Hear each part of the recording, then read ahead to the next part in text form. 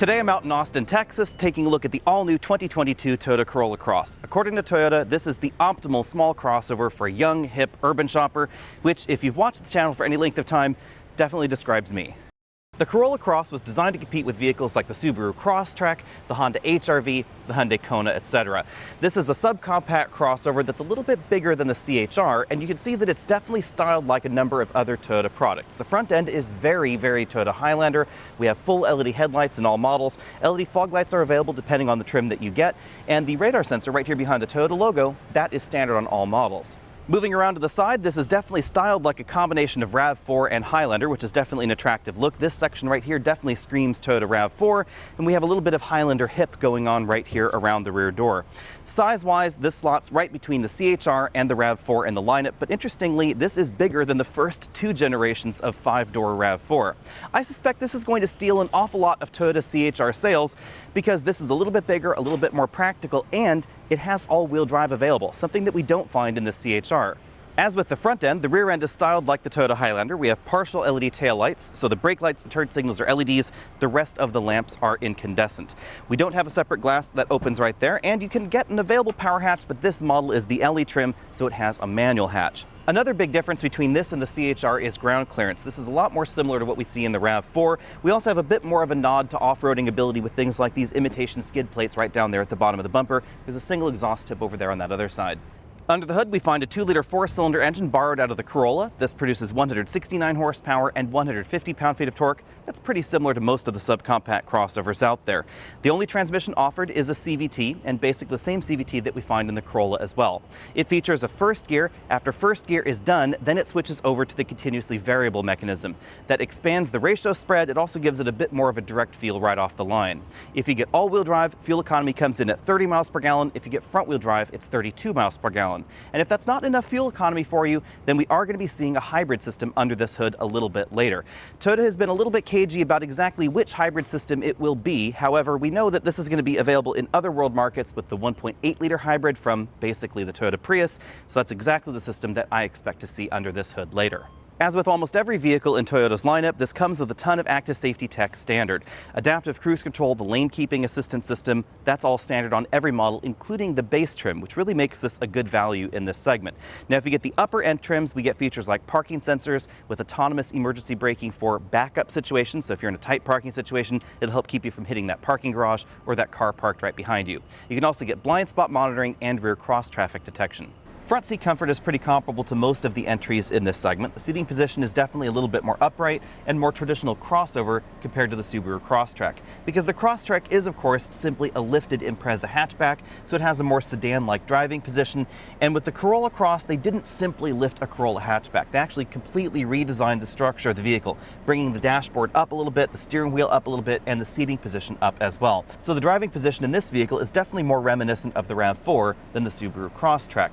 You can get power seats in the top end trim only. All the other trims have the manual seat that I'm in today. Jumping into the back seat, we find about the same kind of combined legroom that we find in the CHR. This is definitely a little bit less than we find in the HR-V or, of course, the Subaru Crosstrek. And I think that has to do with Toyota's preference to making the cargo area a bit bigger than most of the competition. With the front seat comfortably adjusted for me at 6 feet tall, I have about 3 or 4 inches of legroom left.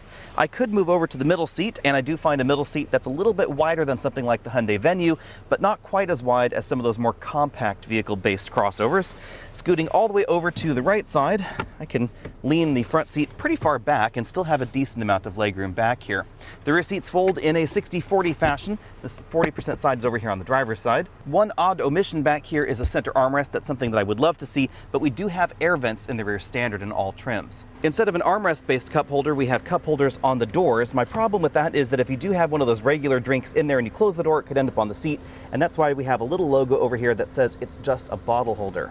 Behind the hatch, we find 26.5 cubic feet of storage space. That puts this above most of the subcompact crossovers that you might be shopping against this, and definitely in direct competition to the Honda HR-V, which has about 2 cubic feet less than this. Depending on where you are in the world, the Corolla Cross may or may not have a temporary spare tire under the load floor. If you get the temporary spare tire, then the cargo area drops to 26.5 cubic feet. If you don't get it, then you get all of the cargo space that the spare tire occupies for extra cargo in the back. Now you should know if you buy the all-wheel drive version of the Corolla Cross, then you get slightly less cargo space. And you'll notice that this distance between the bump up for the storage of the spare tire back here becomes a little bit more extreme in the all-wheel drive model. That's because the rear suspension of the two vehicles is actually different, and it gives us a little bit less room back here in the cargo area if you choose that all-wheel drive option. Let's first take a look around the interior of the XLE trim, and then I'll show you some of the differences between this and the mid-level LE. Keep in mind, this is a pre-production car, that's why I have a little notice over there, and Toyota would like me to remind you of that. We have a pretty standard-sized moonroof just over the driver and front passengers' heads. No panoramic moonroof in here. Height-adjustable shoulder belts for the driver and front passenger, and two-way adjustable headrests. Real leather is not available in any version of the Corolla Cross. The top-end XLE trim gets Toyota's imitation leather on the front seats. The front seat design is pretty similar in all versions, other than the upholstery that we get in this particular model. Moving over to the front doors, we find some soft-touch plastics. A bit more than we find in the other Corollas. The upper section of the door is a soft-touch material that's then been after-stitched to dress things up a little bit. We have a hard insert between, and then a soft-touch armrest with hard plastics down there at the bottom of the door in order to improve durability. The dashboard design is pretty similar to the rest of the Corolla lineup in the US. We have a touchscreen infotainment system in the middle. We'll take a look at that in a bit. And the same sort of two-tiered style on the dashboard. Hard plastics up top, soft plastics in the middle, but kind of an interesting touch is that these sort of stitch lines right here are actually injection molded into this part of the dashboard, whereas on the door, this is real stitching stitched into an injection molded component. So these stitches are not holding anything together, but they are actually fabric stitches. These over here are imitation stitches. I thought that was kind of an interesting twist. Below that, we have a very large bin-style glove compartment. You'd have no problem fitting a 10-inch tablet computer inside. Moving back up to the middle of the dashboard, we have two different infotainment systems. You can either get a 7-inch or an 8-inch screen. The 7-inch screen is found only in the base model, but the software is basically the same. This has Android Auto and Apple CarPlay integration, Amazon Alexa integration standard, as well as Sirius XM satellite radio standard. So that's a pretty decent level of equipment. 2-zone climate control just in the top-end XLE trim.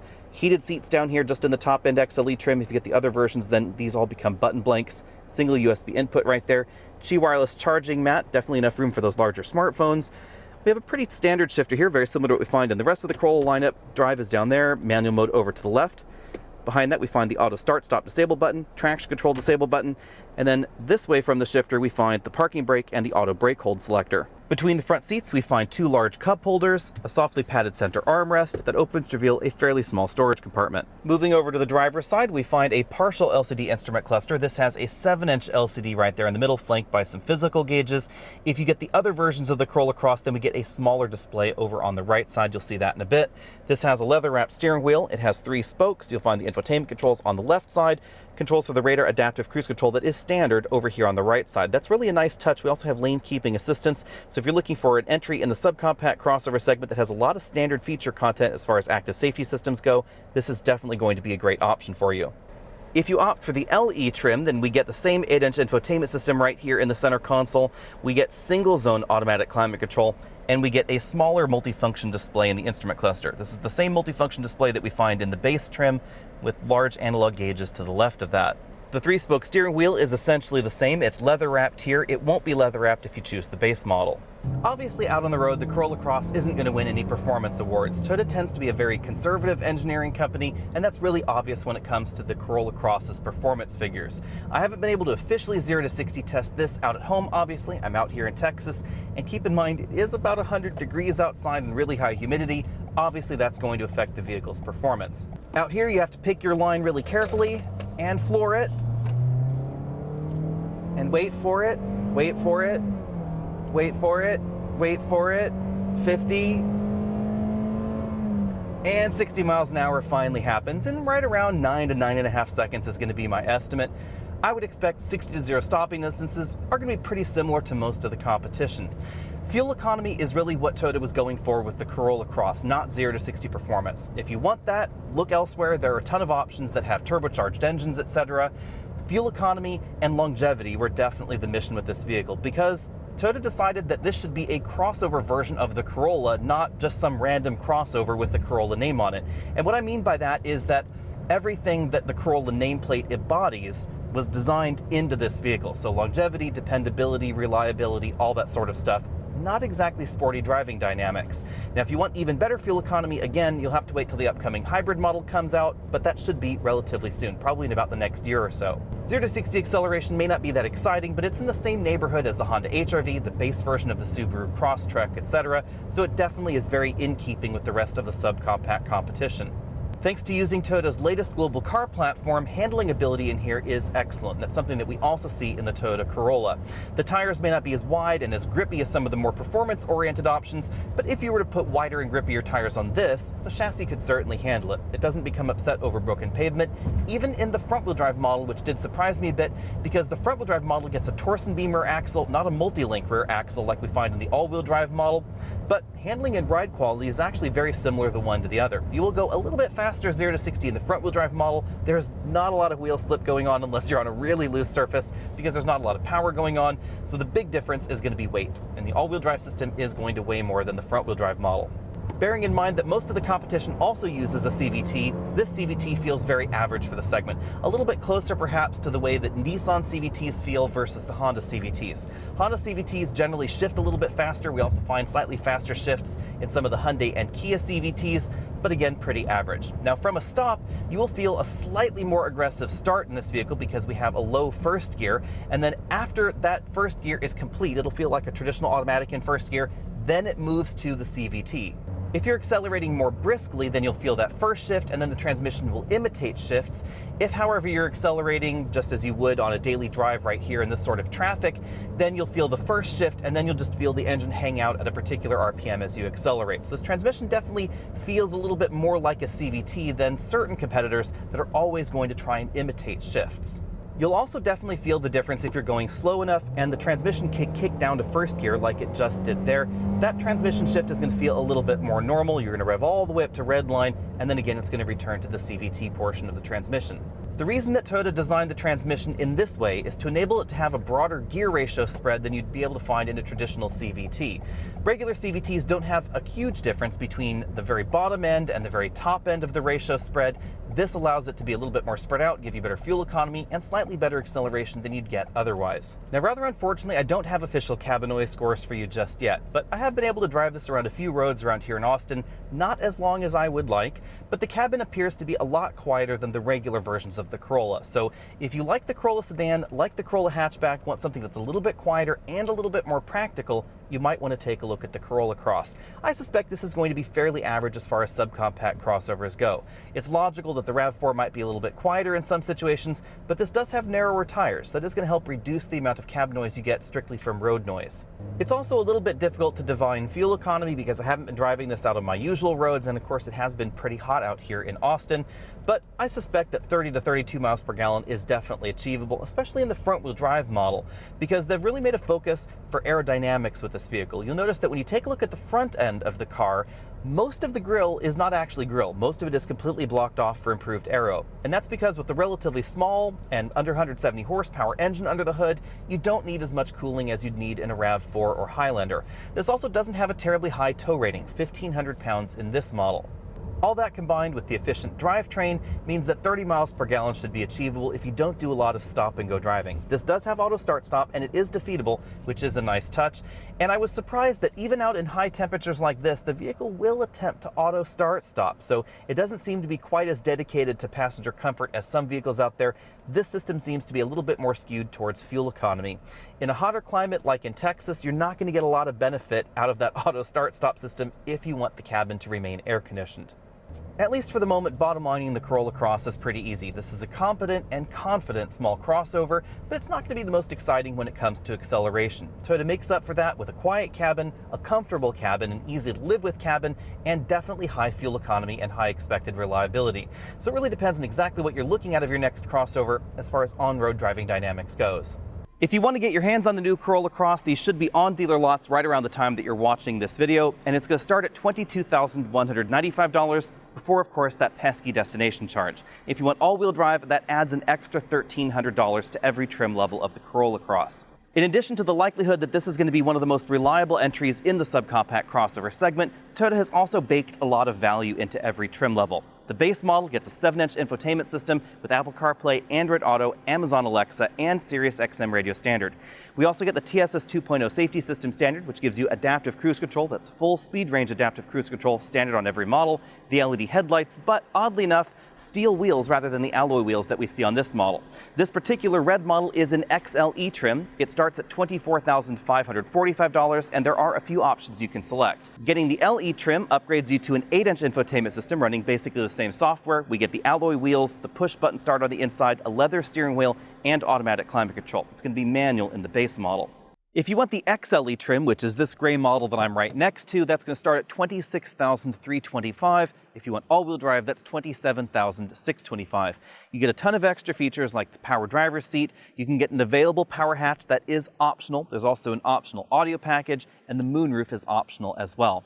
This model has the chrome trim that you can see all the way around the vehicle and a slightly tweaked front bumper. The big difference is the chrome trim right around there. It's sort of silver actually, rather than as chromy as the side treatment. If you were to add the audio package, the moonroof and power liftgate package, and the steering headlight package, that's going to bring you up to just about $30,000 after, of course, the pesky destination charge, which is a little over $1,000 on the new Corolla Cross. Now, how does this stack up against the competition?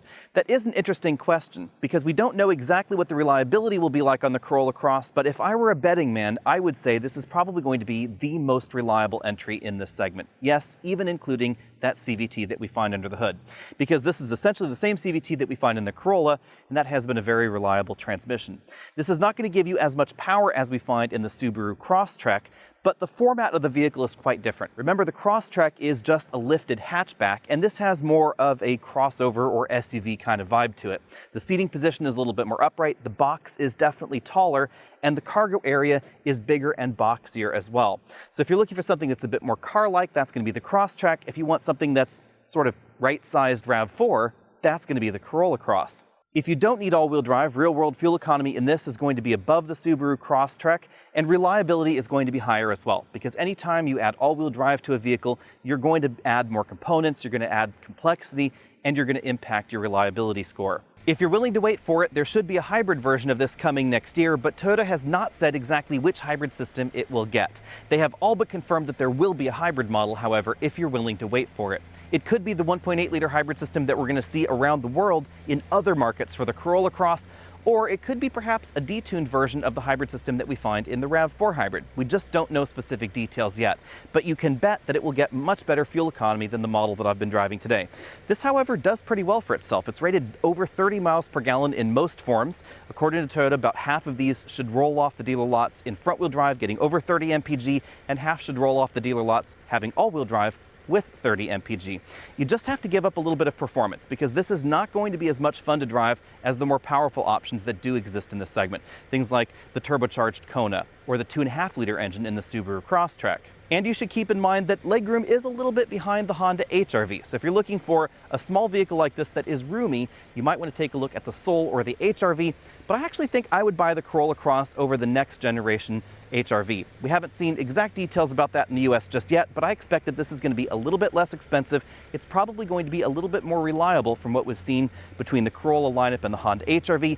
And I like the interior a little bit more than what we've seen in that particular model. Let me know what you think about that down there in the comment section below, and what would you get if you were shopping in this segment looking to spend around $25,000? Would you get something like a Corolla Cross LE with perhaps an option or two? Would you stretch yourself to an XLE, or would you just get one of the best sellers in this segment like that Subaru Crosstrek? That is an absolutely excellent deal, but this is probably going to be selling closer to MSRP than the Crosstrek is. The Crosstrek has been pretty hot, and it seems to be selling above MSRP at the moment. Let me know what you think about that too down there, and I'll see all of you next week. In the meantime, be sure and find me over at facebook.com/AlexNautos, Instagram, Twitter, all those other social places, and I'll see all of you later.